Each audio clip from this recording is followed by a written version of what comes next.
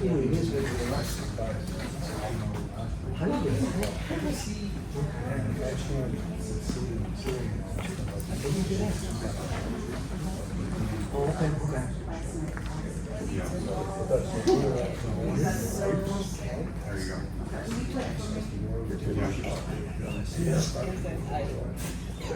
right, everybody, we're ready. Just a couple of technical difficulties. We're ready to get started tonight. I want to thank you again. It's good to see some new faces here. I am Deborah. I am your facilitator. I am a third-party neutral source brought in to facilitate the meetings. So I do not live in the district. I'm only here to keep things running and make sure we stay on time and we respect your time. So we hope to be out of here at 7:30, as that's what we promised we would get you out. So just a couple of things that we hope to have tonight, and that is, this is the second workshop. And the first, and we have a few rules of the road, so to speak, just kind of keep us on track and keep us moving along. And that is, we would like for you to be sure you sign in, which we appreciate all of you doing that. Don't forget to turn your cell phones off. And I think I need to make sure mine's off over there. And we ask you to respect all the speakers tonight. Please don't have any side conversations. I know we want to talk to each other, but we want to be able to hear everything. So let's keep conversations until after the meeting. This is being recorded in its entirety. And so you will see yourself on the silver screen on the YouTube channel when it gets posted. And no questions will be answered or no comments will be addressed during the speakers. And that's out of respect to hearing the speakers and also allowing them to finish the presentation. Another thing that we ask, and that is they are not going to fill questions. When it comes time for question and answers, which we hope to start at 7 a.m., you have 1 minute to ask your question. 7 p.m., sorry. Not in the morning. We'll be out of here by 7:30. Thank you. We're going to ask you to come to the podium, introduce yourself for recording purposes, and then ask your question or make your comment. Future workshops will address other questions, however we do those. And we have note cards in the back if you need that. And once again, when we get time to do the question and answer, I'll run through a few things. But those are kind of the rules of the evening, so to keep us going. And with that, I am going to introduce Robert Jacques, who is the unpaid, overworked president of the Tri-Cities Regional Sanitary District. And Robert, you didn't pay me to say that, so I'm going to let you come up and address the group, and then we will move on, and the speakers will be introducing themselves as they come about. And I'm going to make sure my phone's turned off, so don't forget to do that with yours. Unpaid and overworked. Wow, wow, what an affirmation. Good evening, ladies and gentlemen. My name is Robert Jacques. I am president of the TRSD, Tri-City Regional Sanitary District Board of Directors. I have been on board since September 2020. It seems like forever. I'm glad to see you all here tonight. This is the second in a series of workshops that we are presenting. And what we are trying to do, I don't know how successfully, but we're giving it a shot. We went all the way back to what I will call day one, back in 2012. And we wanted to review with the attendees everything that we went through before my time to get to where we are today. So the first part, the first workshop, covered the advance, if you will, of on-site wastewater treatment systems, beginning with, at that time, the ubiquitous outhouse. I grew up with an outhouse in rural Wisconsin. It was mighty cold in the wintertime. And we advanced through cesspools, septic tanks, and our septic tanks have developed in time. And some of the issues associated with those sorts of systems, which has led us to be in the process of bringing this system to fruition. So the other thing we covered in the workshop was the period between 2013 and up to the end of 2015. And at that time, the goal was to regionalize the treatment of wastewater. And by regionalizing, I mean we, the people at that time, Michael Krebs with Pace Engineering, our engineer, goes all the way back to that time. He and our attorney at that time tried to regionalize, tried to have a treatment system which would involve the town of Miami's plant, the city of Gold's plant. That was a non-starter. As hard as they tried, there wasn't a lot of interest. They had 2 meetings. The second meeting, the only people that showed up was Tri-Cities.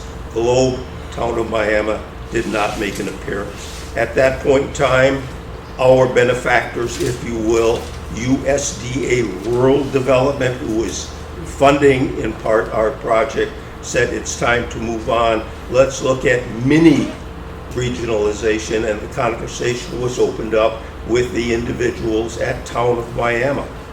And that process went from 2015, 13, Mike? 13 to 16. To 16, and after that, at that 2.5 to 3 years, basically it just fell apart. There was no agreement.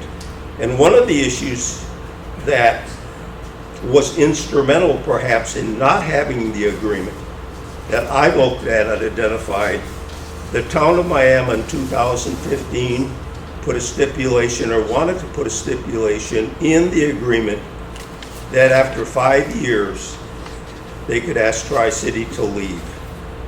How's that for a starter? We're gonna give you wastewater treatment for 5 years, and then after that, you're on your own. That's a very gray area. Maybe I'm being a bit too assertive about that. But anyway, that's what we covered in the first workshop. The advent of on-site systems, the time period 2013 to 2016, where we tried to reach an agreement with Globe Miami, and then Miami to use their facilities. And then at the end of 2016-ish or 15-ish, the decision was made by the board with the concurrence of rural development to go off and assess building our own plant. And that's where we are, and that's kind of in short form how we got there today. So with that, I'm going to turn it over first to Mike Krebs. Mike will talk about some of the key events between 2016 and 2019. After that, Michael Dean with RD, who was on Teams, will talk to us about funding and how this project will move forward and what happens if we look at an alternative. And then after that, we have our bond counsel, Esquire, Tim Stratton, who will talk to you about why did we do the assessment process and I didn't get a chance to vote. That's a very contentious issue. Tim will explain why we had to do what we did.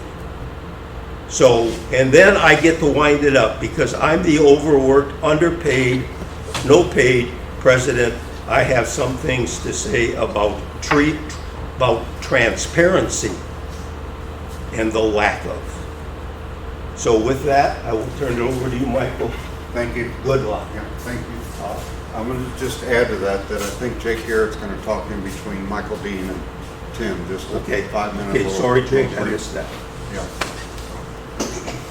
Okay, so 2016 to 19 was a pretty busy time. Once we got beyond the, all the negotiating, I will remind you that one of the things that USDA, they were involved with this every step of the way.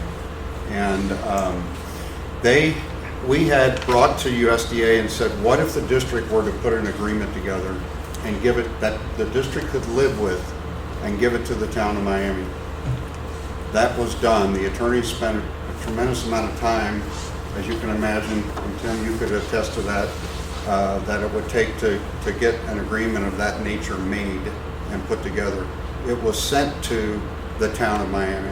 And 2 weeks later, a letter was received from their attorney to the district attorney and basically said, we got your agreement. We don't have the time or the resources to read it. Can we start all over? and USDA said, you're done, you can move forward. And as Robert said, and the board chose to move on. So I just wanted to add that to what I was talking about, things that we were talking about. But in between this time period, there were some big things that happened. We were able to get the PER put together. We had a treatment plant site. EA was completed. It was reviewed by USDA and the different agencies that needed to look at it, and everything was approved. And then with that, in August of Mike, just for purposes of folks understanding, could you just remind everybody what a PER is? Thank what you. an Sorry. EA is? Sorry. Because I think So, some people might yeah, not so know. sorry. PER is a preliminary engineering report. Sorry, I deal with that all the time and I forget. And an EA is an environmental assessment. Both are required to be submitted with USDA funding. So the EA, the environmental assessment, follows all the NEPA requirements, and both of those are needed for USDA funding. What is NEPA? NEPA is, I can't tell you exactly what that stands for, but it's the guidelines for doing the environmental assessment. So the bottom line is the site and the project has gone through Yep. an extensive Yes, environmental assessment yes. process. Environmental has been looked at thoroughly for the whole site. And I'm sorry, I don't know, I can't remember the acronym of NEPA or what it stands for. Okay, so then in August of 2018, it was a huge, time for the district. USDA issued $20 million worth of funding for the project for phase 1. And that was $12 million of loan and $16 million of grant. And part of that grant funding included connecting the homes of the residents, the areas of Colonia area, and it included that hookup to the homes, from the main line to the home, at no cost to the resident. So it was big. We were excited to get that going. And then, so following that, and I'm going to let Tim get into that here pretty soon, the Title 48 requires that the district go to the people, and I don't know, I'm not using all the right words, but to get approval to go into debt. And so that's what this Title 48 requirement to incur debt. And again, Tim's going to jump into all that stuff. So that was really kind of the next big thing, and that happened at late 2018 and 2019. So, but I think before we get into Tim, I think what we want to do is have Michael Dean. Michael, are you there? I am, yes. Okay. Can you all hear him okay? All right. Yes. Okay, so Michael, I don't think I have this. You have this PowerPoint. I'm not sure if maybe I can share it. I just hope I don't screw everything up here. He got it today. Okay. Sent it to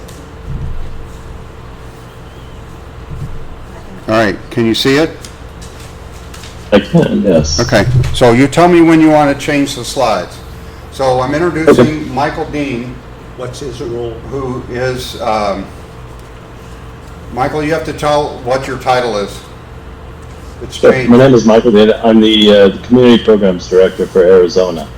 So I handle I oversee and administer the water and wastewater programs for Arizona under rural development. Under United States Department of Agriculture Rural Development, correct, Michael? Yes. Okay, so, all right. So I'm going to turn it over to you to let you walk through the letter of conditions, the funding, and some different aspects of that. And just let me know when you want me to change the slide, and I'll change it. Okay, appreciate it. First off, I want to apologize for not being there in person.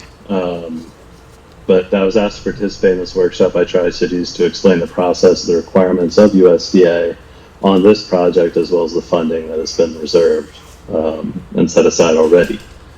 So the current slide that's up kind of indicates the letter of condition was issued on August 20th, 2018. That's when the project was approved and the funds were set aside. So letter of conditions is simply just a list of requirements indicating what is necessary for Tri-Cities to meet in order to move the project forward through the construction as well as after completion of the construction. So it's kind of a guide of requirements that they have to meet, or a list of requirements they have to meet moving through these different steps that USDA has.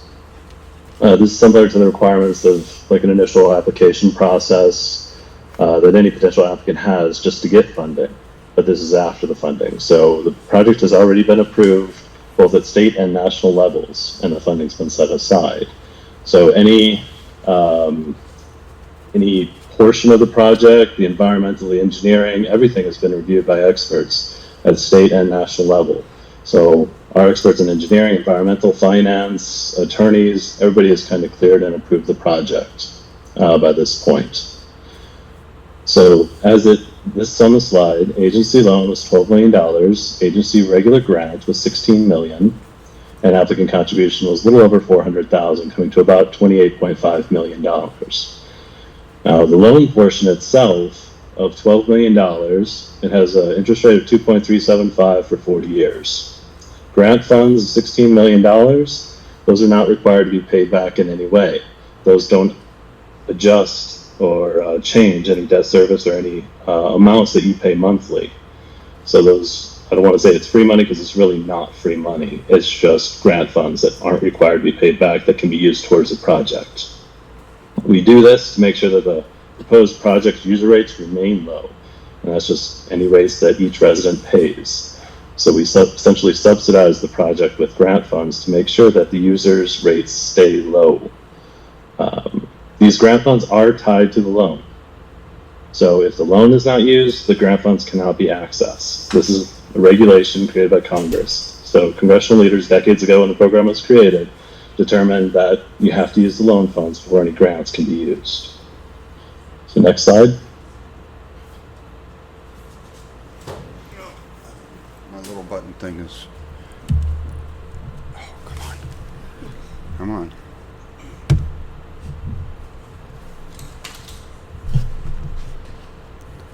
There you go. There we go. So this is an estimated cost breakdown of the project.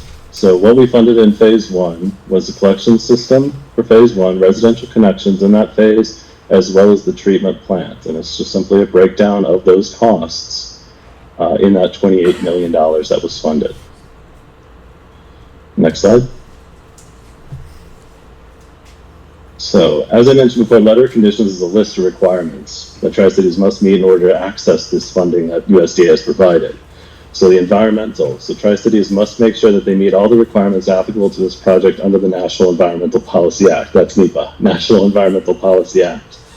During this time, both state and national environmental coordinators are overseeing the work that's being done. Any draft reports, public notification, permits, etc. basically have to go through those levels. And we have to make sure that Tri-Cities does in fact obtain all necessary permits. So including the floodplain use permit, and that Tri-Cities complies with all applicable environmental laws associated with the environmental process. Easements and rights of way. Tri-Cities must obtain permission from landowning entities to dig on the property. Basically to have their collection system move through the land, their lands. It's a long and time-consuming process, but it's a requirement. Interim financing. Interim financing is it's basically a federal regulation that indicates basically any entity that receives $500,000 or more in loan funds must obtain a short-term loan from another entity, another lender, basically, to cover the USDA loan portion. It's a little kind of odd in how it works, but basically what it happens is it allows that short-term loan to be used to move the project forward for design, legal, rights of way, any environmental concerns that come up, any expenses that come up, they can use that third-party funding for, and then on the back end, USDA will take them out, take that lender out. So we close the permanent loan after the contractor has been secured and construction has started. So it allows the project to move forward and use these funds that have been set aside without USDA closing their loan. Permits, Oh, like I sorry. mentioned before, Go ahead. like I mentioned before, under environmental, basically all the requirements associated with moving the project forward,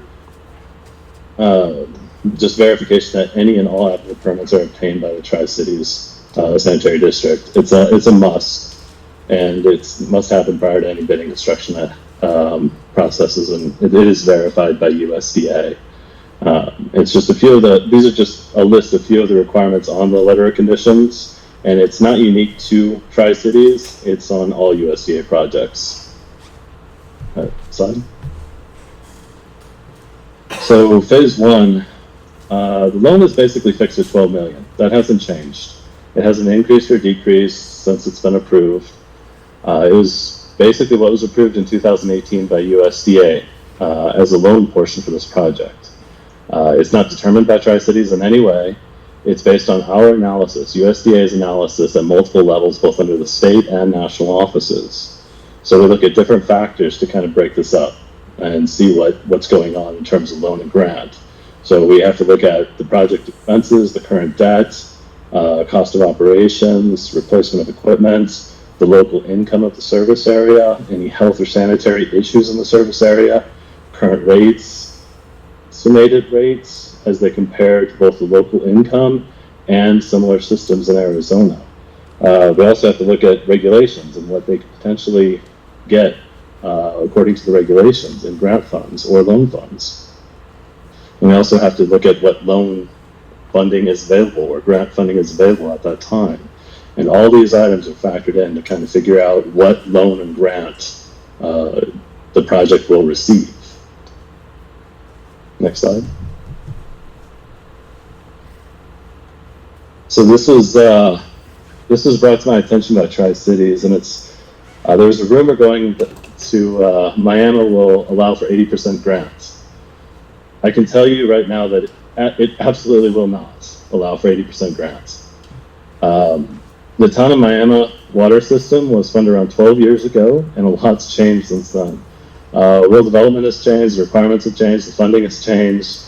And 12 years ago, $24.5 million is quite a bit of money, and it went a lot further than it will today. But rural development has seen program funding decrease over the years. So as our funding has decreased, inflation has increased, obviously.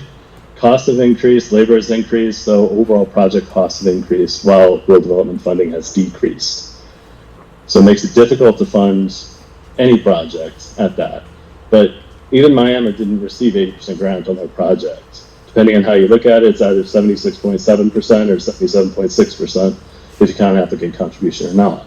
It's still a large amount of grant that's not available today.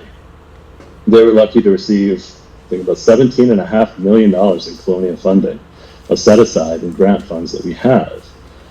And that's from the national office. So they just happened to have been just at that spot where they were able to receive that. This year, nationwide, we only have $19 million in Colonia funding. Colonia funding is basically just funding to states involved with colonias. So it's border states. But regardless, it's still only $19 million. So Texas, New Mexico, California, Arizona, all of them have colonias that are looking to use this funding constantly. $17.5 million would be 92 of our national allocation this year. That is a massive amount, and that typically does not happen. Most states use their entirety of their allocation and seek more. This year, our state allocation is only $2 million. So $17.5 million for one project is just unheard of. That does not happen anymore.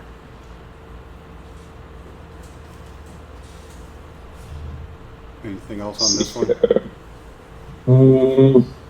I don't think so. I think that's about it. Next slide.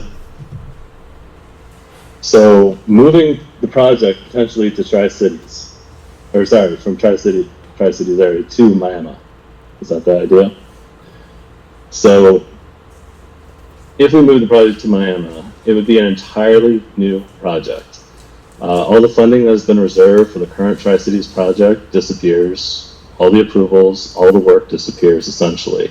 It's essentially starting over from scratch. We require a new preliminary engineering report, new environmentals, new rights-of-way, new design.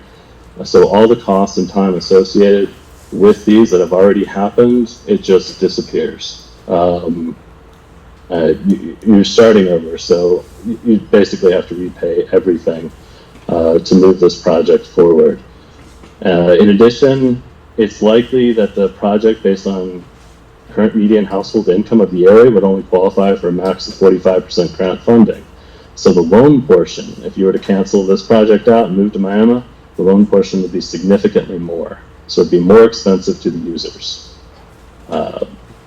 It'd just be passed directly to each individual resident.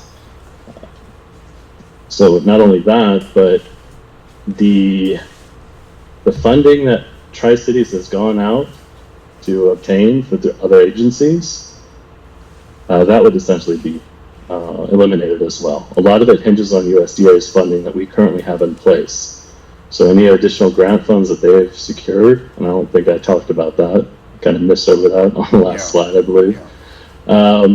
They did go out and attempt to secure additional funding, grant funds, to kind of address any potential inflation that affects the project. So they have funding available through other entities, other agencies out there. All that kind of hinges on USDA. So if we eliminate our funding, a lot of that funding will also disappear. They did that to maintain low user rates. Just like we use grant to maintain low user rates, they went seeking additional grant funds through other agencies to bolster the grant or the funds available for this project to keep user rates low. So I believe that is it. So I guess it's Jake. Yeah. So we wanted Jake to just comment on what, yes, thank you, Michael Dean. Hopefully you can hang out a little while in case there's questions. Of course. Okay. So as Michael had mentioned, that if the loan goes away, that's what happened, or if it's moved to Miami or another, even if Globe, whatever, that all of that funding goes away. Yes. Okay. And I think that what would be interesting to understand from your perspective, if there's a 2 to 3 year delay of this project moving forward, what does that do to the people in the district that are struggling with their systems, their current systems? Does that make sense? It makes sense. Okay. And, Jake, could I have you step to the podium? oh, sure. So what the county has done at this point in time is approach ADQ for I'll just call it a variance to the strictness of the state rules at this point in time. And so I'm going to address the cesspools, I'm going to address old septic systems. Certainly cesspools, the use of a cesspool has been, the use of a cesspool is prohibited. That came about in 1976 in the rules, and that has not been enforced by the state or by the county. Now, what that does say, though, what the county does enforce currently is if your cesspool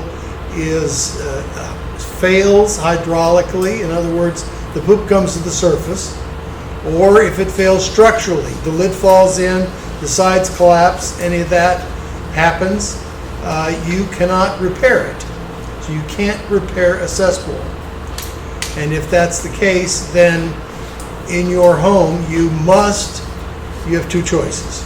One is to put a new septic system in.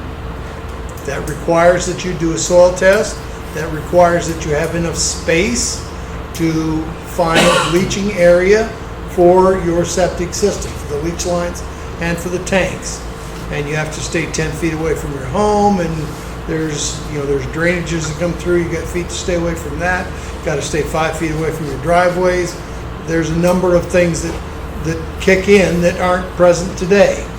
So those homes, I've seen several homes where the cesspools are under the home, under the dining room, or under the bedroom, or they're attached to the side of the home. And in all of those cases, thus far that I have seen, the lot did not have enough space and didn't have enough depth of soil for a standard septic system to go in. Now, when that happens, then, so I did a little survey here about a month ago with a contractor who puts in lots of septics and alternative systems.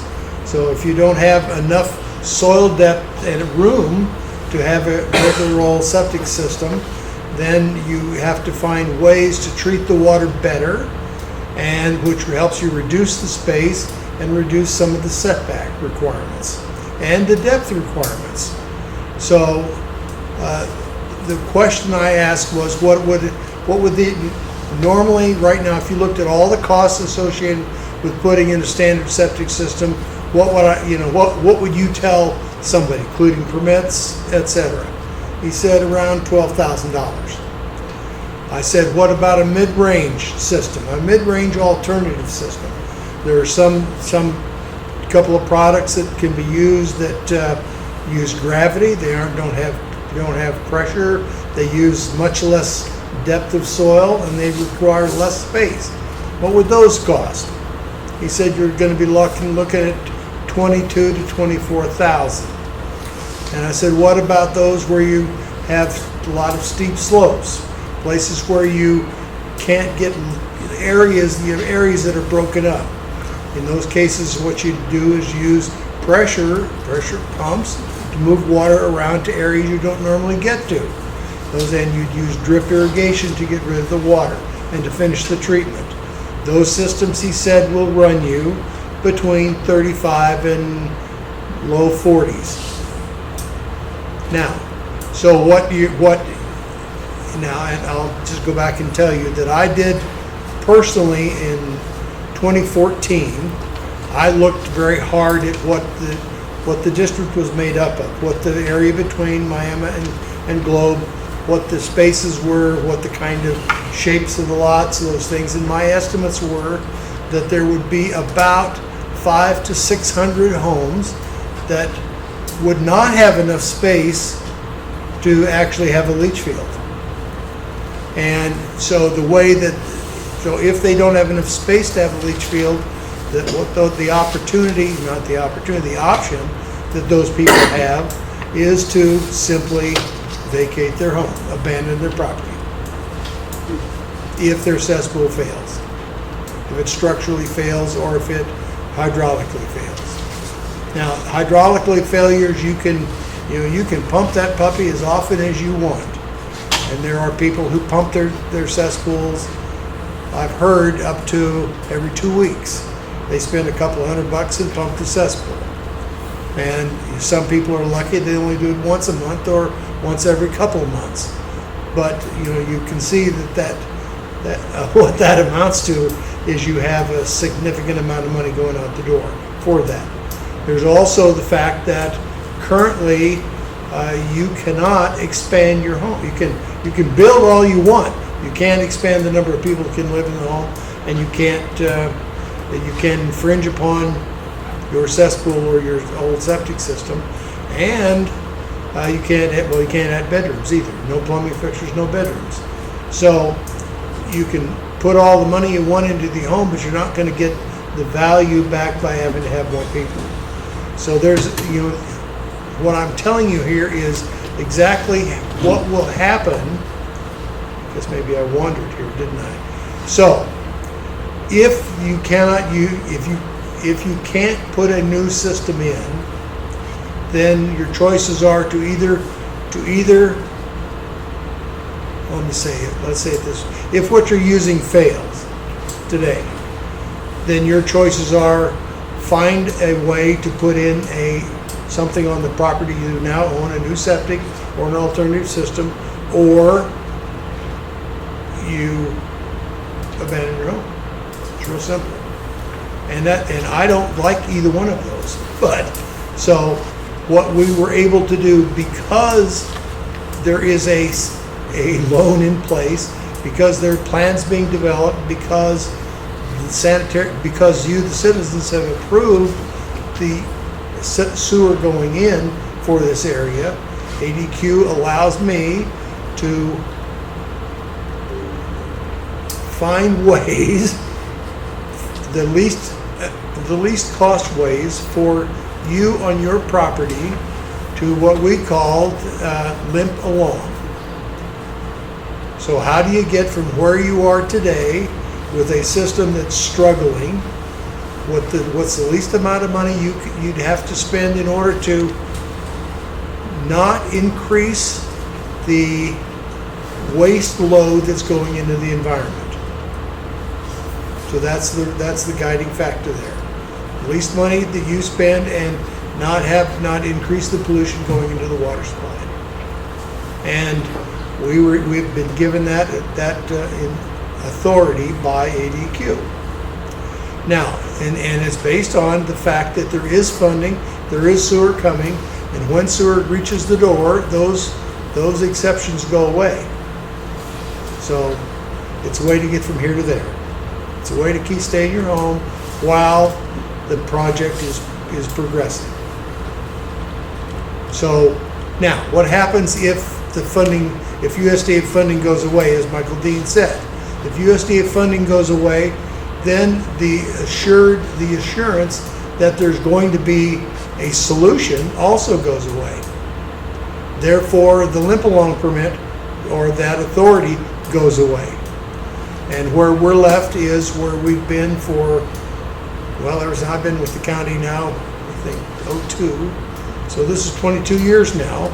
And I've been dealing with cesspools and old systems throughout Gila County, but including this area, all that whole time.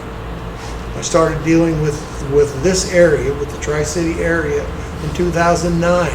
My hope was that we would be able to find a solution that would allow people to be able to use their properties, improve their properties, and make a place that the grandkids or the kids could move back in if they needed to, but have some security for the area. And that has been the objective of the county and of me since then. And so if this doesn't go forward, then we're back to I'll say back to before 2009, when this project really kicked in.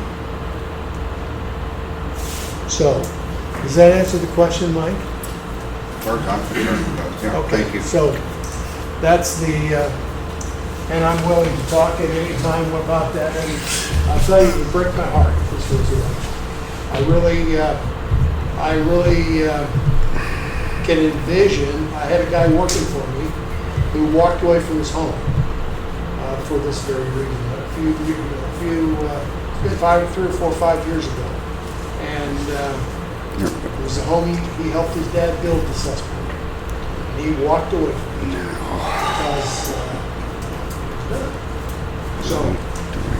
because it breaks my heart to think about that. There we go.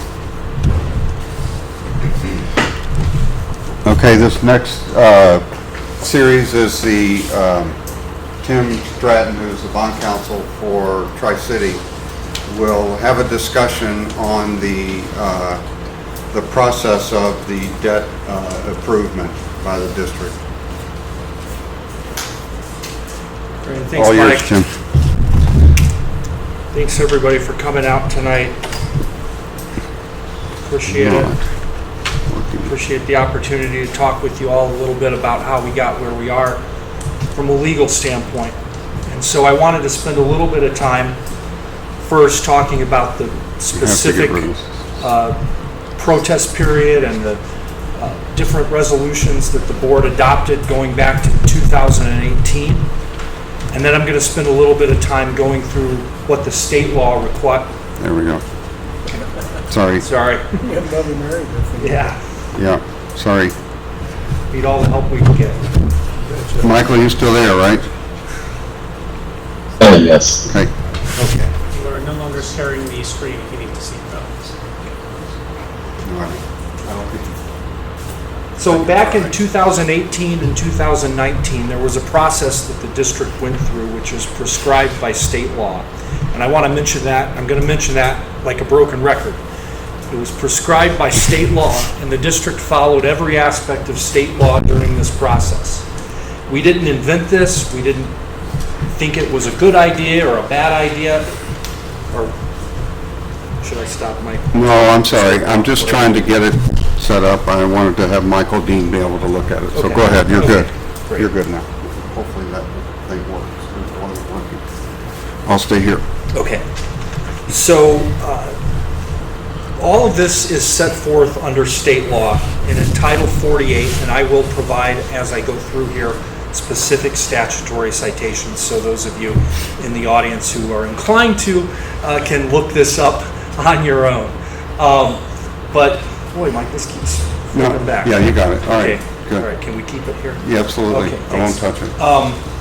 So, under state law, for construction of sanitary sewer systems, there is a section in Article 2 of the Act which talks about the process that a district such as ours has to follow to fund and finance and construct an improvement like this. And so the district is a public improvement district under state law. We are a taxing authority. We're giving all those powers, including power of condemnation and everything, to see projects like this constructed where they're needed. If the public health and safety and well-being requires. So I'm going to talk a lot about two different resolutions that the board adopted. The first resolution was in 2018, and it's 18-004. That resolution is called a resolution of intention. So under state law, what has to happen is that the board has to adopt a resolution of intention which sets forth its desire or plan to the public to construct and finance and assess the property owners for these improvements. And this was started in 2018. So this resolution of intention has cost estimates, it sets the loan amounts, and it also reflects the grant amounts that Michael Dean talked about earlier, and it talks about the project in great detail. And so that resolution of intention set up the three phases that we're talking about now, phase 1, phase 2, and phase 3. The resolution of intention is very clear that the loan amount for phase 1 is 12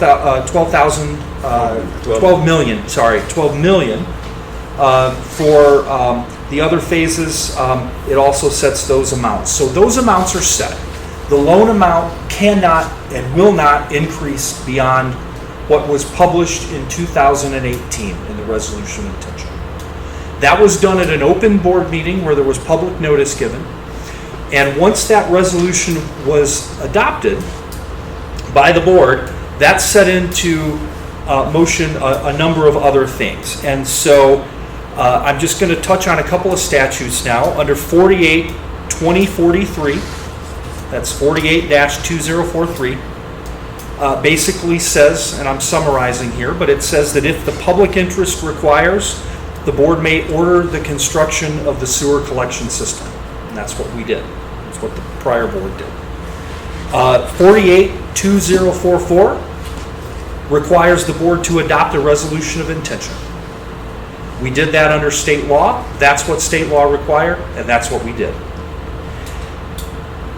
That resolution of intention also has another limitation on it under state law. Under 48-2045, which is the next section of the code, it talks about how in that resolution of intention we have to provide a preliminary plan and we are limited in the assessments to what that cost estimate is. So when we set up the resolution of intention in 2018 and we took action on that, we have to live within those numbers and cost estimates, irregardless of the passage of time and all of that. And so that is one reason why the board has gone out and been very diligent about trying to get other sources of funding, because we are limited to only charging the residents that initial $12 million. So going out and obtaining grants from EPA and from other folks will help the board and help the residents by keeping costs down, and as Michael Dean had alluded to, operations and other things. But that's not really why I'm here. I want to stick to the statutes. So once the board took action on the resolution of intention in 2018, another state law kicked in, and that is ARS 48-2046.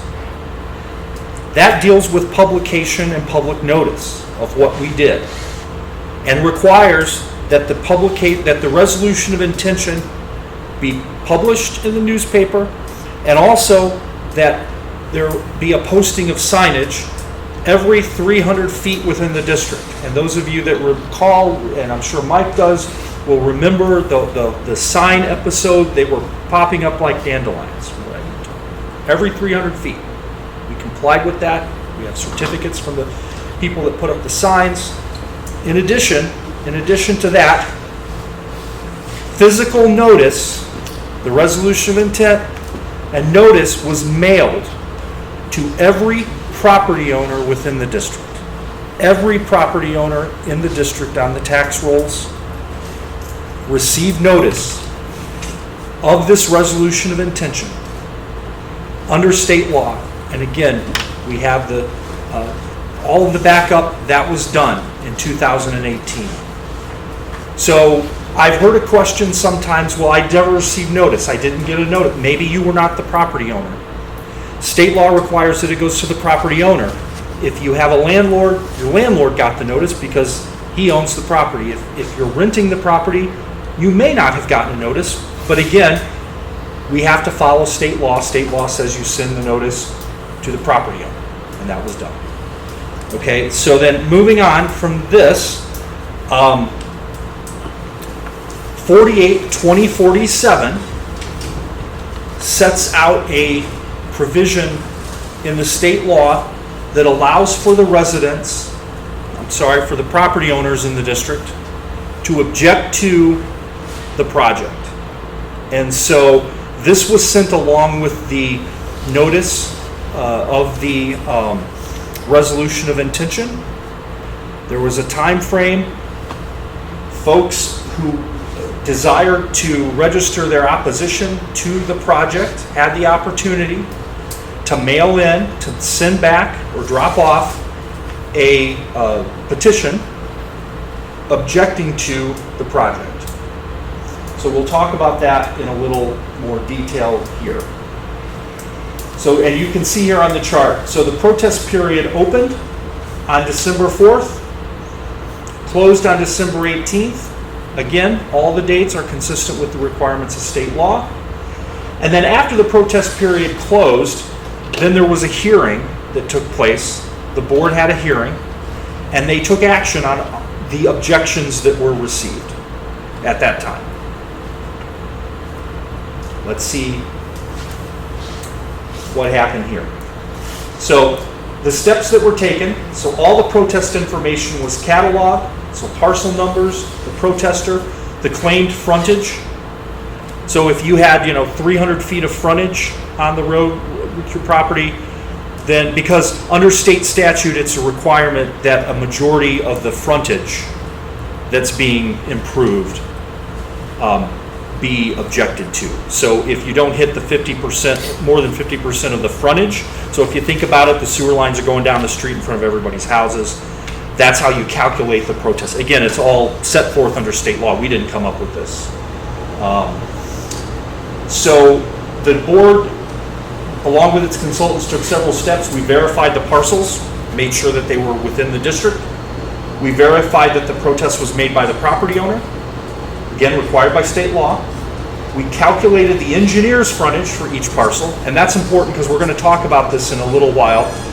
There obviously can be a little bit of discrepancy. So the engineer might think that there was 300 feet of frontage. Property owner might have come back and said, oh, there's 500 feet of frontage. Obviously, that's inflating their actual frontage. But you'll see here in a couple of slides what the district did. They went above and beyond in terms of allowing protests and petitions to come in against the project. So if the engineer said you only had 300 feet, but you said 500 feet, we went with your number. Okay, so that's important to keep in mind. If there was some question, maybe the parcel, maybe the objection wasn't signed by the owner, again, the district board erred on the side of the residents and the property owners, and we included that in the amount of square footage or the frontage that was that was protested. So on every one of these steps, in addition to just, you know, taking the board's experts of how much frontage, we actually took what the residents were claiming, and even with all of that, and we'll start looking at the numbers here in the next slide, even including all of that, the protest fell far, far short of what was required in order to stop the project. So, and here we were, we talk about that on the slide. Out of the 79 protest packages submitted, so we got 79 packages of protest packages that were submitted from folks around the district during this process. Out of those 79, there were some discrepancies. These were documented, however, they were not removed from the evaluation. Again, we had one protest that did not have a signature by the owner.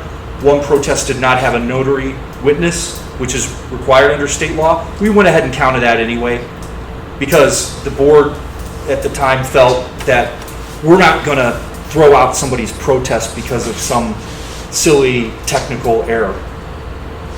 So it's just important to get that out on the record at this point, that again, the board gave leeway and gave due effect to every protest that was received. So the frontage results, protested percentage under phase 1. So these are the legal results. 3.6% of the people. Remember, you got to get over 50% to shut this down. We only had 3.6% that objected to this project in 2018. Phase 2, objection was a little higher. Phase 2 people objected at 5.2%. And under phase 3, it was 5% for a total of the entire district, 4.6 total frontage protested. Now here, we have, again, throwing in the amounts here. Protested frontage, that's where a resident said that they had more frontage than what our engineer thought they did. Those numbers jump up a little bit. They go to 4.3, from 3.6 to 4.3. For phase 2, it goes from 5.2 up to 7%. And again, this is giving the residents the benefit of the doubt. It still is only 7%. Phase 3, 5% goes up to 5.5. For a total, 4.6 goes up to 5.6. It goes up 1 percentage point, if we include the amount of frontage that residents claimed that was in discrepancy. So again, we went with the residents' numbers. So here, when you turn in your protest, and if in this scenario, if there were other discrepancies other than just the frontage, like maybe you didn't sign it, you didn't get it notarized, we threw all of those in, and we said, again, okay, we're not going to penalize the residents if they made a mistake on the form. There the numbers go up. Phase 1 goes up to 7%. Phase 2, 9.7. Phase 3, 9.0. Project total, 8.5%. That is allowing for every single objection that came in, even the ones that did not meet state law requirements. or they got returned. Some of them got returned in the mail. There were mail issues. So we threw in all of these. We threw in every objection that we received. Every single objection. Even the ones that were not done correctly. We still only have 8.5% objection. You have to get 50% or more to shut it down. It's a pretty wide margin. So it tells us that people really wanted this project.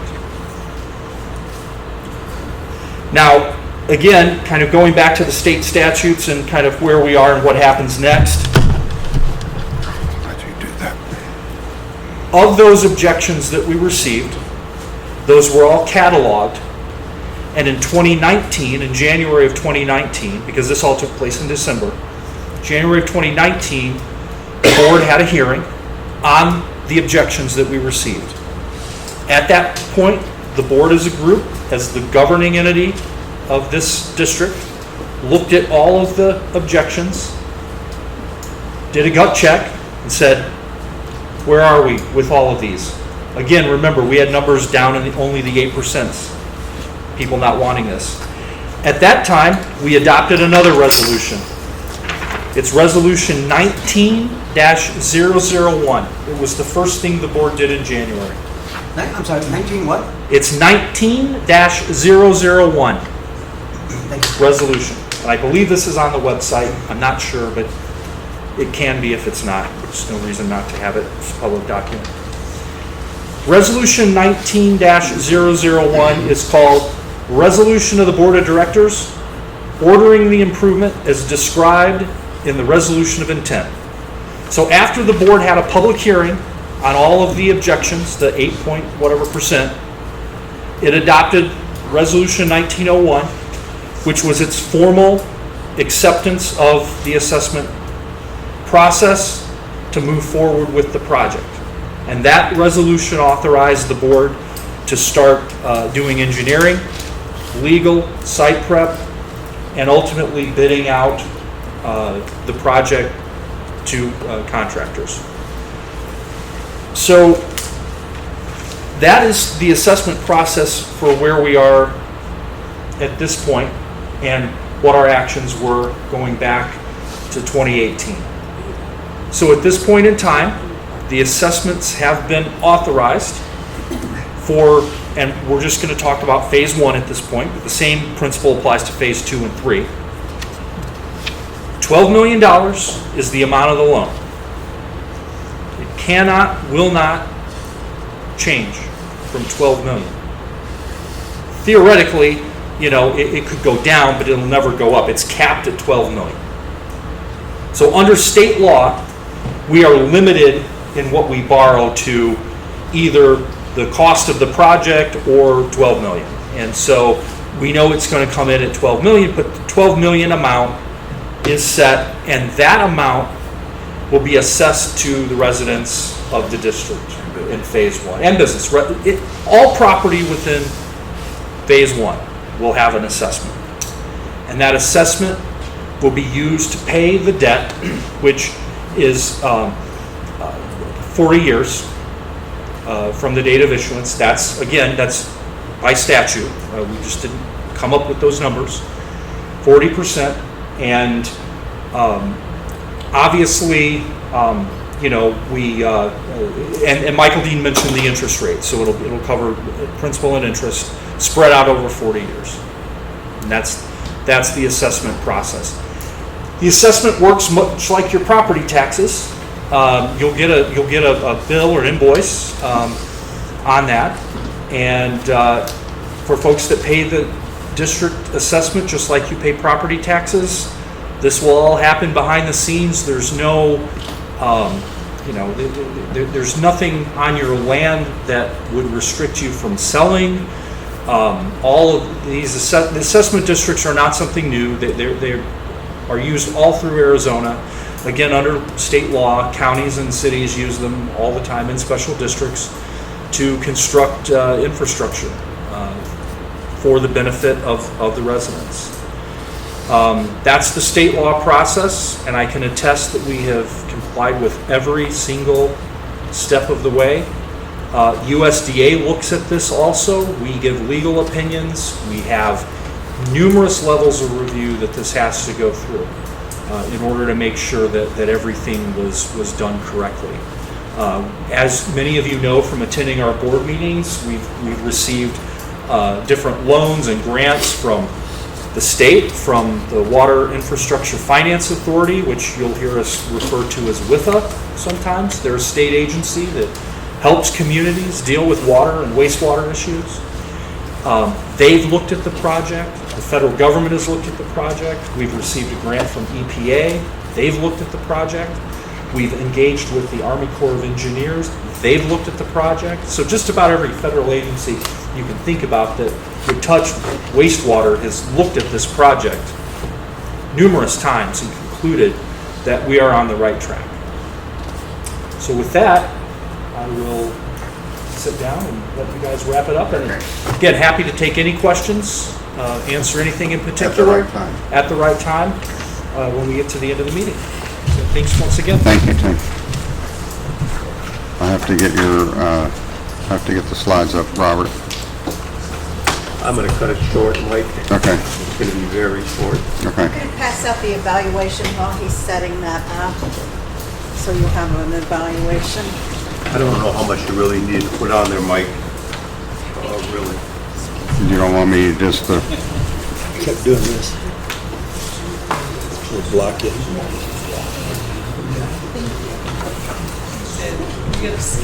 you want me not to put it up, I won't put it up.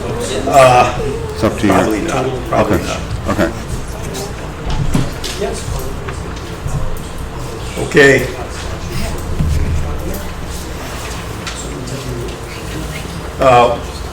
Are we in questions? Not yet. Okay, ladies and gentlemen, you're going to miss the best. I'm sorry about that. My time is down to 5 minutes, and I think it is important that we start the questions and answers on time at 7 o'clock because we have to be leaving here at 7:30. So there were 3 things I was going to talk about tonight, 3 different issues. I was going to talk about disingenuous remarks, which are remarks that contain some superficial truth, but they're delivered with the intent to deceive or to serve some hidden purpose. I'm not going to talk about that tonight. I am going to deal with that in a separate letter to the Arizona Silverbill. By the same token, I was going to talk about transparency versus non-transparency. I am going to focus my remarks solely on transparency and how the district believes that it is transparent. I will deal with non-transparency, which is a really interesting subject because it has to do with the decisions to move our wastewater treatment to Miami. Even if, assuming RD wouldn't change anything, what's the impact of us going to Miami from a cost standpoint, from an impact on resident standpoint, from an absence of an IGA standpoint? I am not going to deal with that tonight. We will find a different way to deal with it. What I am going to talk about is transparent. People ask, what is transparent? What does that mean? If you go to the Merriam Dictionary, it's very straightforward. It's accessible, readily understood. And I firmly believe that this district has attempted to be as transparent as it could be, understanding there were issues arose where we had non-disclosure agreements. And those were significant issues. The biggest one being, what is the location of your wastewater treatment plant, your water reclamation facility? That was an odyssey. That was an odyssey that really got going in the middle of 2021 and did not wrap up until late 2023. It was Homer's Odyssey. He didn't write about somebody leaving the Peloponnesian Wars and trying to get back home. He wrote that about us trying to find a site for our wastewater reclamation facility. So how does the district achieve transparency? Going all the way back to 2013, we have conducted board meetings according to the Arizona open meeting law. That is restrictive in what we can do. We cannot address issues not on the agenda. We cannot answer questions about issues not on the agenda. But we attempt to do that at follow-on meetings. We go out of the way to do that. We publish our board meeting agendas and minutes on our website. We answer questions from the public on the website. I have just published today a series of questions raised by a member of the district. It is published on our website under resources, under frequently asked questions, and we will continue to do that as questions are asked. That is the better venue. We conduct public workshops like this, and we've done that since 2018 in the assessment process. We're doing it now to inform our residents of what is going on with the project, how we got to where we are, and why our solution we submit is the better solution. We maintain a TRSD website. Not the best. We're working to improve that. And we've also entered the social media arena. We've retained a young man to manage that. He's here tonight, Kyle Driscoll. He's good at what he does. We're experiencing growing pains in making this work, just like we're experiencing growing pains with these workshops. We address local organizations when we're invited. I have reached out on numerous occasions and told people, I will meet with you anywhere, anytime. Well, not at 3 in the morning. And we can have a sit-down civil conversation. You have your opinion, and I respect that. I have mine. Let's see if we can find a common ground. We submit annual budgets as required by state statutes. We maintain an up-to-date roster. Sometimes we get a bit behind of current board members with all the contact information. We utilize an outside auditing agency who have audited our books beginning in fiscal year 21. We've done 22 and 23 where we are up to date. Our latest audit was unblemished, which is a very rare thing. People say, wow, you guys must be doing something right. And then finally, people say, you don't give us the information. We can't get the information. We follow the Freedom of Information Act. If you have a question, you submit the forms, the guidance. It's on our website. Here's how you do that. And when we get a question, a request for information, we respond to that. Maybe we're not timely, but we respond to that. We are a group of 5 volunteers, unpaid. We have 4 staff members who provide us financial and technical support. We are the people that are driving this project. Thank you for your attention. So now, I turn it back to Deb Patton, and I think it's time for Q&A. Okay, thanks Thank so much. You guys were good on time, so we're going to do the same thing. Couple of quick reminders. You're going to come to the podium because it is being recorded. You're going to introduce yourself. You're going to tell us if you are in the district or not in the district. And you've got 1 minute to make your comment or your question. And what we're going to do is we're going to go just in an orderly fashion, and that will keep us without missing anybody. So Robert, you've spoken. Do you have anything else you want to say? Thank you, no ma'am. Okay, sir. Nothing? Ma'am? Nothing? Nothing? I do. Oh, sorry. Yeah. Yes, ma'am. Okay, come on up to the podium, please. Introduce yourself. Do you live in the district?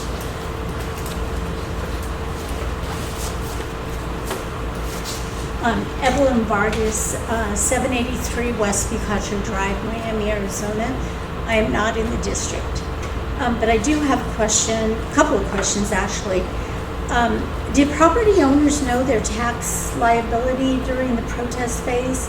Was it on the paperwork that was given to all the property owners? What was the question? Did property owners know their tax liability when this was going through the protest phase? Was that on the paperwork that, okay, this house uses about, 75 gallons a week? You're, I don't believe that it was that specific. It could not have been at that point in time. State law doesn't require it to be that specific. What I do know was on there, and what they did have information of, is the fact that it was a $12 million loan through USDA. Those numbers, specific numbers for specific parcels, no. okay. And just But for the that's not record, required. Yeah. And there's really no way to do it at that early stage. Again, I'm not going to sit up here and say that's the best statute that was ever written, but it's the statute that we had to follow. And we did. okay, from, Why is it that they asked us in that letter? Okay, I'm sorry, ma'am, you'll get your time in just a moment. Let her finish her question, please. Go ahead. and just for the record, I'm for everybody that's on cesspool or septic tank to get connected to some type of sewer. Is this the best one? I'm not real sure. So, if people didn't know how much tax liability they were gonna have, or tax liability, or where the system was even gonna be placed, where in the Globe Miami area it was gonna be placed, how can they make an informed decision about, yes or no, I'm for this or I'm not for this? And I noticed the dates, they had 2 weeks Okay, to decide. Okay, I do have about 12 questions. okay, so- we'll come back if we have time. Okay, thank you. All right, ma'am, question? No, anybody coming on down? All right, Yeah, if you don't mind, please. okay, 1 minute, please, and then we can go back around.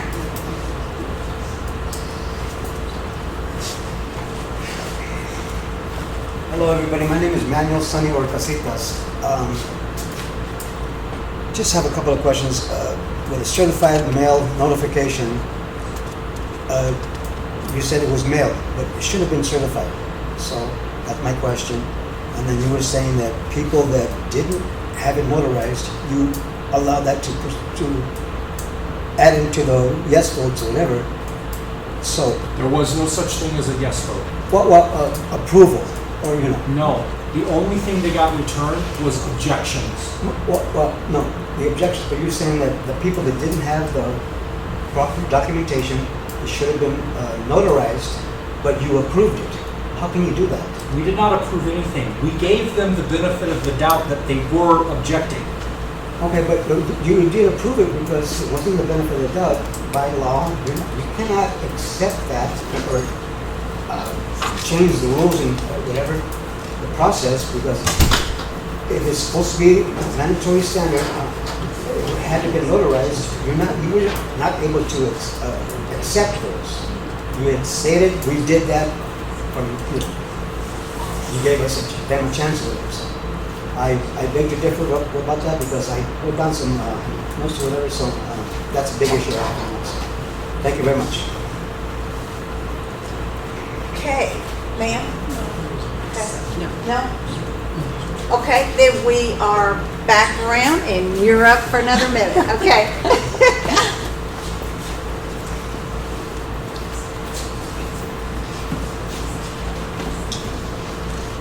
Do you believe if the questionnaire at the very beginning, you guys wanted those people that were in protest to send in a notarized protest form? Had it been the opposite, everyone in favor send a notarized acceptance form, do you think you would have gotten 50%? It is not our job to think about what people, that's not what the statute requires, so I'm not going to answer a hypothetical about Okay. a hypothetical. Yeah. We followed what the state law requires, it's right here in the statute. Yeah. The reason I ask that is because a lot of people, given a 2-week time frame, and knowing that area, born and raised in this area, a lot of those people don't have high school educations. They don't, it's just an economically depressed area. So that's Can I ask another question? The 2 weeks is also state statute. Uh-huh. I hear your questions or hear your comments. Unfortunately, I think you're addressing them to the wrong committee. Okay. If But- there are concerns about the state statute, they need to be addressed down in Phoenix at the state capitol with the representatives and the senators. We are obliged to follow state law, and that's what we did on every one of these points. So by- every single one. By passing a protest form that wasn't notarized, is that following state statute? So let me explain that a little further. I made the comment, and we did take a look at the protests that came in. The protest that mattered for a legal reason, for legal standards, was your 3%. We just said, let's open it up and look at everything, because we want to get it right. If we would have come back and there would have been 50% or anywhere close to 50% of residents objecting, I can't speak for the prior board, but I can tell you as a board member, if I were one, that would give me pause on whether or not to go forward. So we looked at different scenarios. We had our consultants, our engineers model. Scenario 1, let's stick with just what state law says. It's 3%. But let's throw in the other things because it's the right thing to do, right? So, these people are humans. They're volunteers. They're trying to do the best. So we said, let's look at it if we count everybody's frontage. Okay, it pumped up 1%. And we said, well, let's throw in even the ones that didn't sign it the right way. Because maybe maybe they're on medication, maybe they don't know what they're doing. We increased that, we took a look at that. Still only increased it to 8%. We can model that all day long if we want. The only one that matters was what state statute says, which was our 3% number. So I showed you those slides to demonstrate that the board looked at everything. But that was more of a political thing. The legal requirement is the signed, notarized, all of that with the correct footage. So I find it very interesting why folks are raising an issue about a situation where the board went beyond just to see, right? Beyond. I think that's good governance. And had the numbers been something that were required by law, of course, they would have followed what state statute said, which is the lower number. Making you cross every I and dot every T, right? The board did that. They fulfilled their responsibility in looking at that number. We know what that number was. But we looked at the other options too, and we said, okay, let's just throw it wide open. And we'll take any objection that comes in the mail, and we'll look at that as a board and say, how are we going to proceed?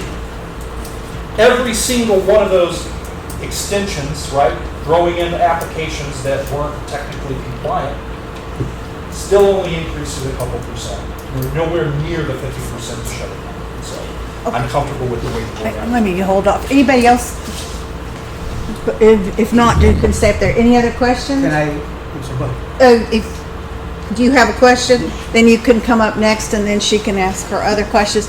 And I do not live in the district, so I'm going to try to rephrase this. What you're saying is approximately 92% of the people did not protest, did not send anything out of the whole population. Even those that weren't properly filled out, you counted, and it was still only 8%. Is that what you're saying? I just want to make sure that I'm hearing That's correctly, because there's so much misinformation. So we want to keep an open mind. Sometimes saying it different helps. Okay. It's me, Manuel Orcasitas again. You made two different statements. You were contradicting yourself in your statements. Mm-hmm. It was supposed to be notarized. What gave the board authority to accept those legally and lawfully? Okay. I understand what you're saying. Perhaps I made a poor choice of words. The board did not accept those. We looked at the data. No, sir, you If said they like you more, said the I board am accepted telling those. you now that I just said I made a poor choice of words. Okay, so instead of accept, what would the word We be? analyzed the data in a number of different ways. We analyzed the data under the law. We analyzed the data. We said, if we counted all of these petitions that came in, this is the result. That's what we did. Okay, I understand that, sir. Under any circumstance, we were But under the 50%. You have mentioned state and slash federal laws, regulations.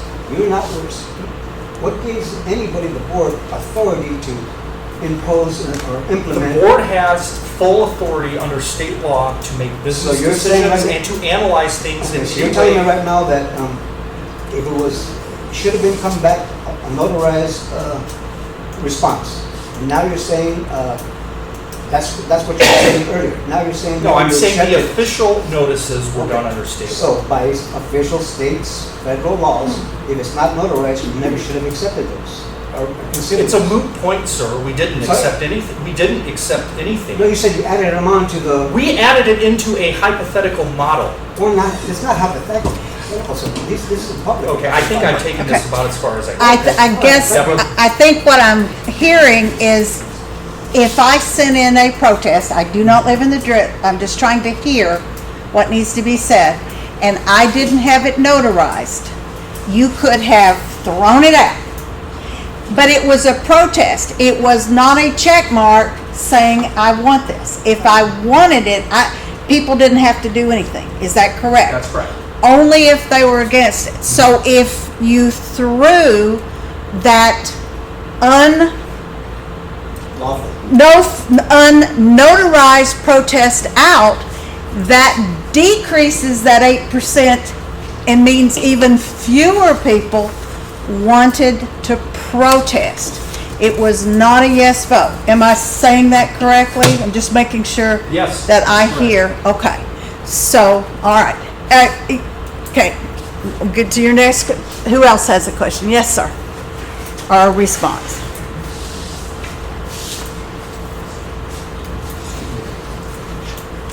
Again, Robert Jock, live on Ransburger Hill. I have a question for Mr. Stratton. The information that was officially reported, did you include the non-notarized? In other words, when you looked at non-notarized, you looked at hanging chads, you looked at everything, and in doing so, you gave people who had submitted responses that were technically not acceptable, but you guys bent over and said, we're going to accept this. All right. When you reported the numbers, the final tally, was that report based on the acceptable balance? That number was based upon the legally valid numbers as required by state law. So when somebody submitted an unsigned ballot or a non-notarized ballot, you guys threw that in the pot to see what the percentage would be. And there was a slow increase as we'll take these non-notarized. But the actual, you looked at that. The actual reported data was based on legal balance. That's correct. Thank you.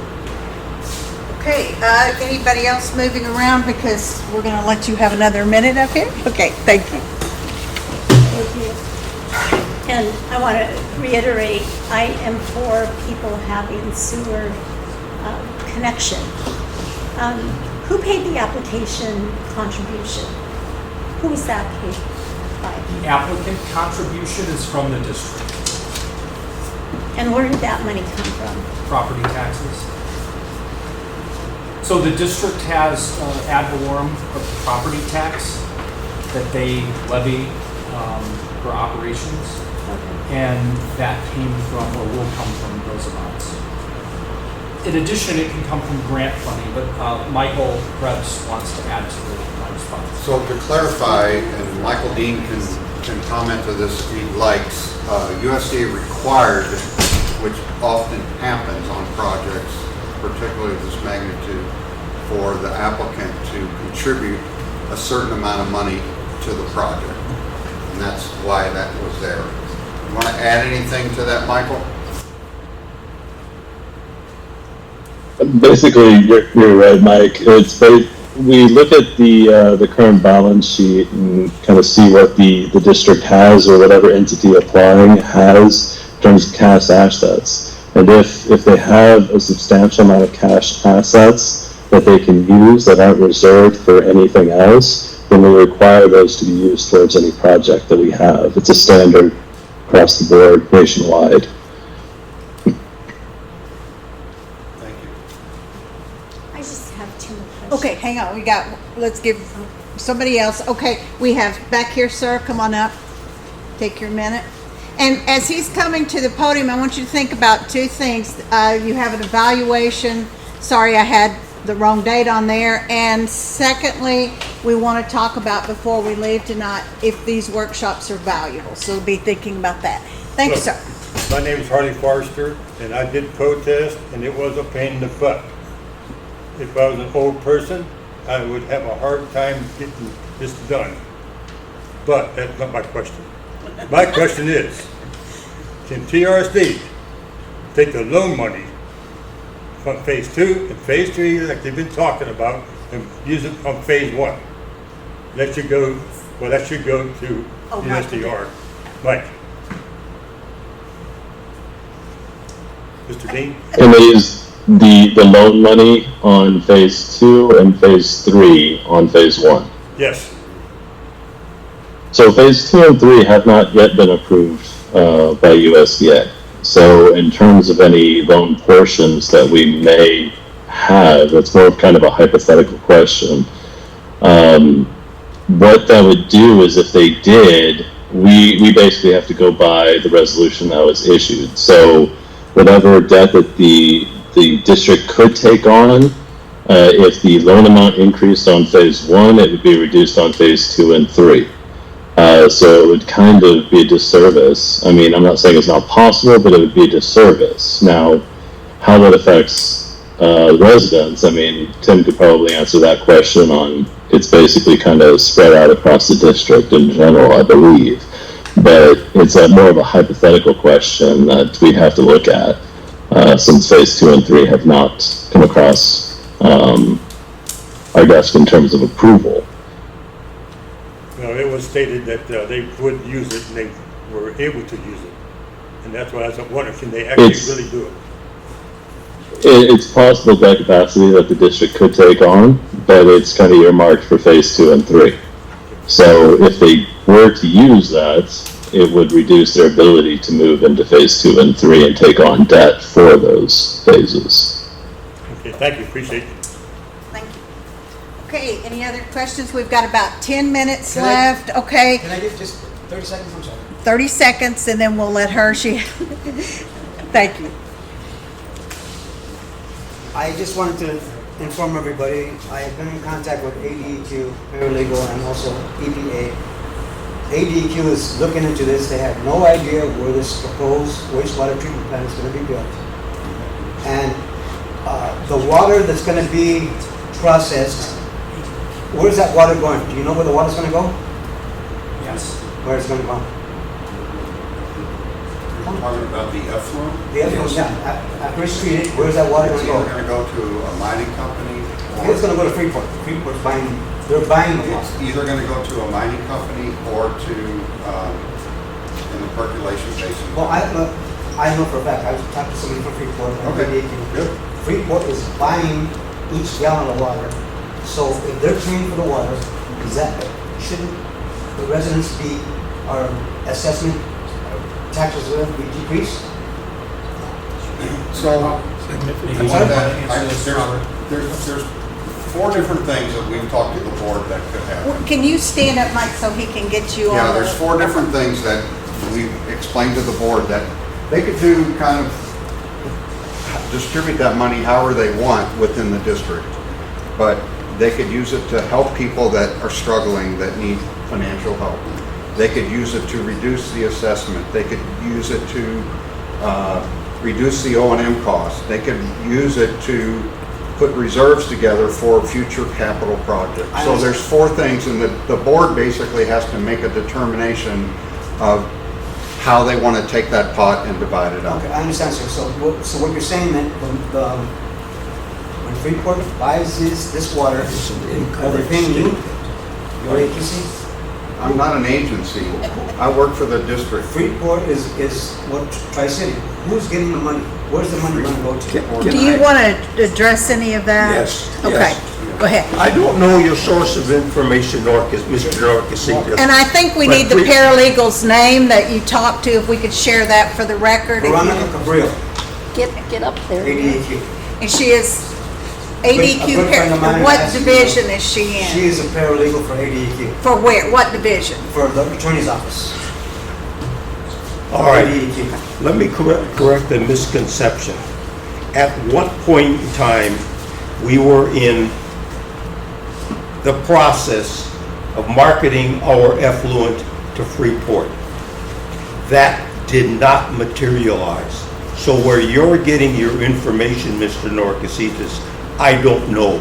But we are not selling our water to Freeport. Could we? Would we? Absolutely, because it's beneficial reuse.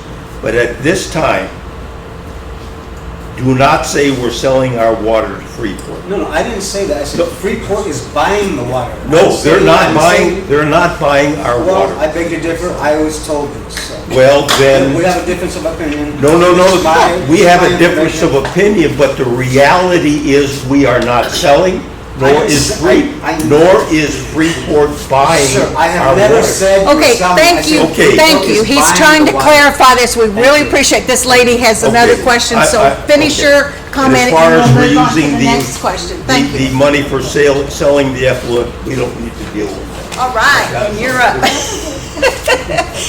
Okay. What is the expected income and expenses per year once the system is fully functional and they have all the property owners on?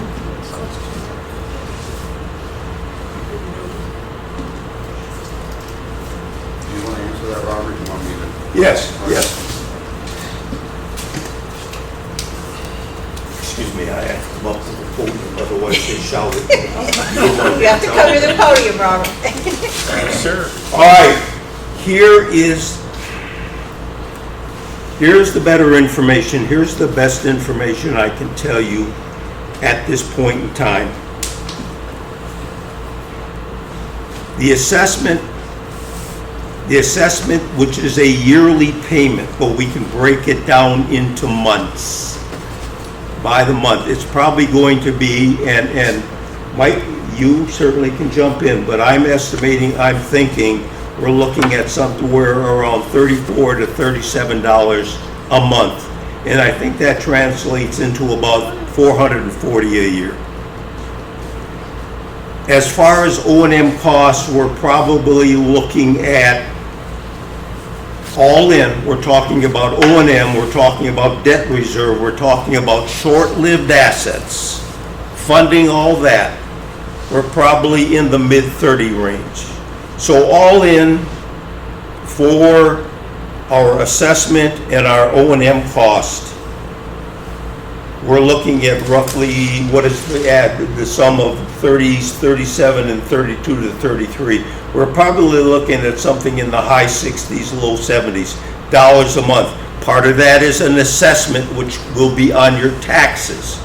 $32 to $34 O&M all in per month. You will get a monthly bill for that.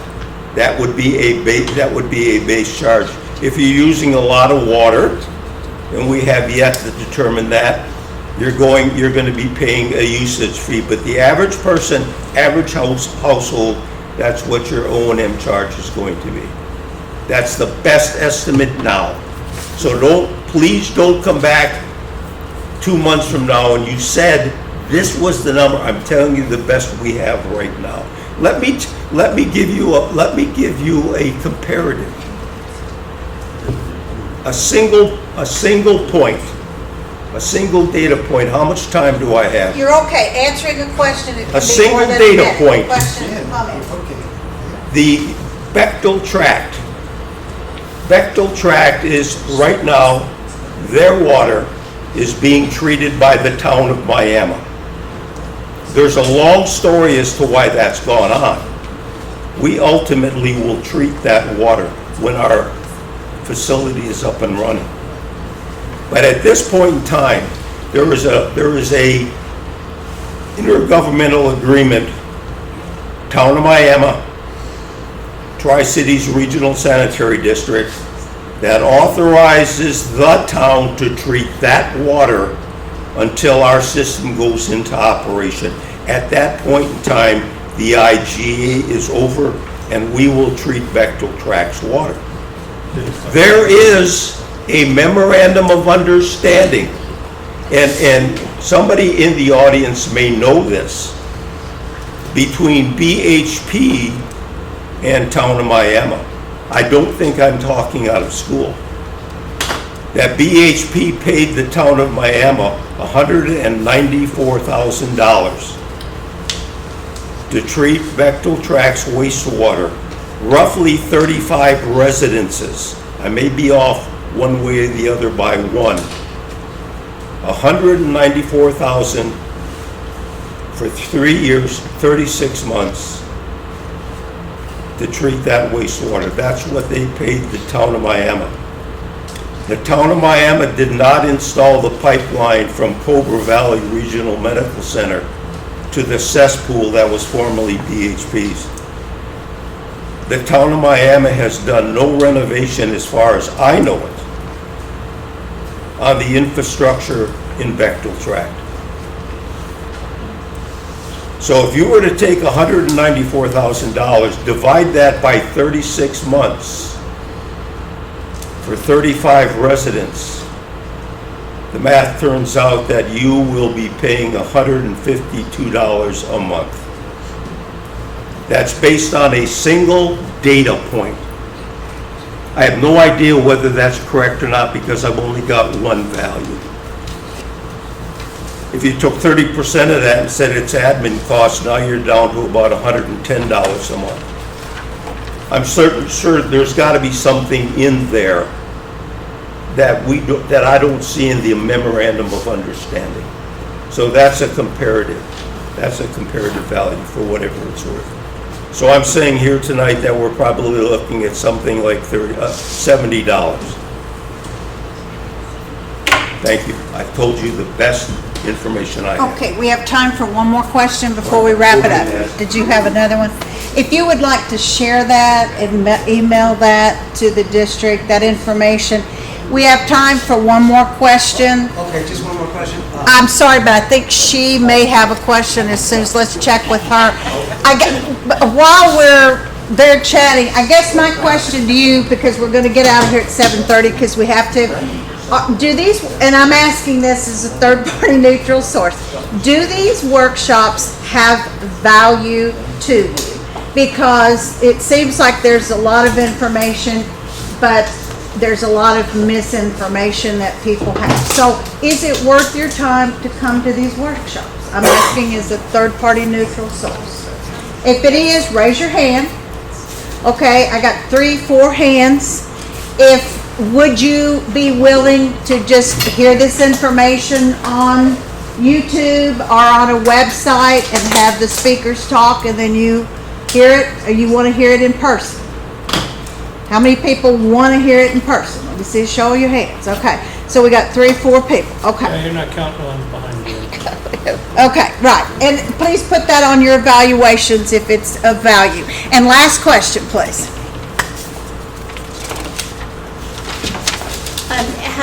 Has there ever been, I work for the town of Miami, I'll put that out there.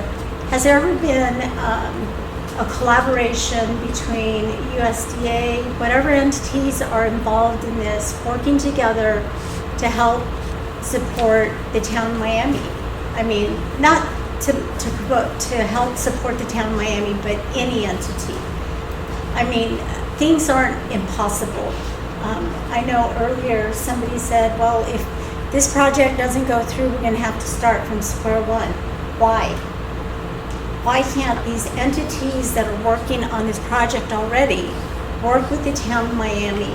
Because obviously the expenses are going to be lower than the income, it could be income for the town of Miami to fix our roads, to help with infrastructure and all those things. So why can't we already have Bechtel's track and supporting that just fine.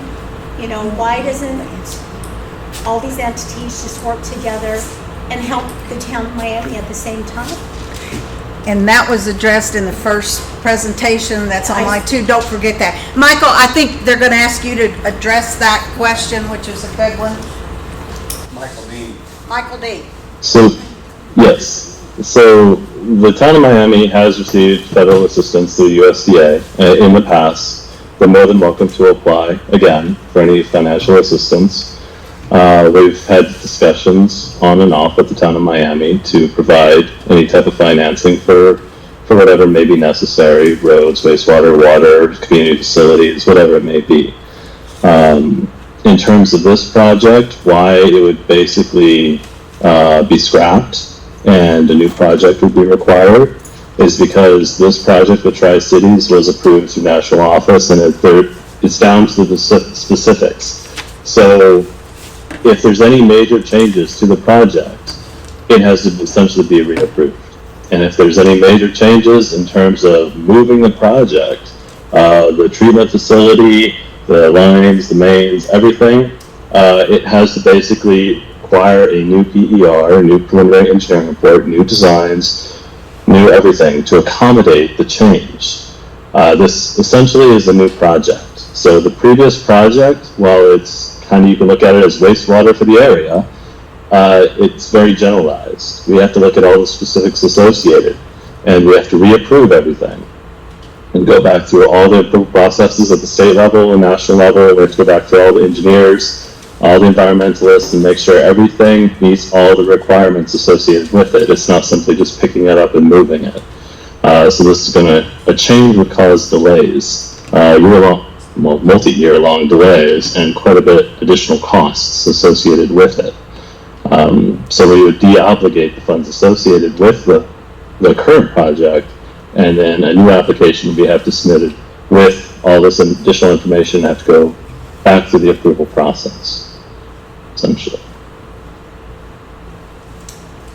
Thank you. Okay, thank you. Thank you, Michael. It is 7:31. We're gonna need to vacate this building. Okay.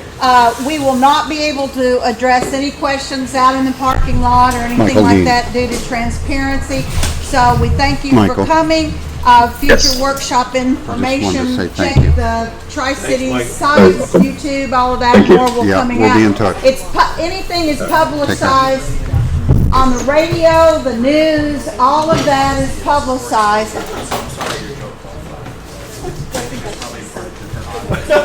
Thank you. Thank you for coming. Be safe going home. We're just writing about guys trying to get when they go to the water. What's that? Hey, Michael, just leave that. Which one? Our lady. Mama Mary?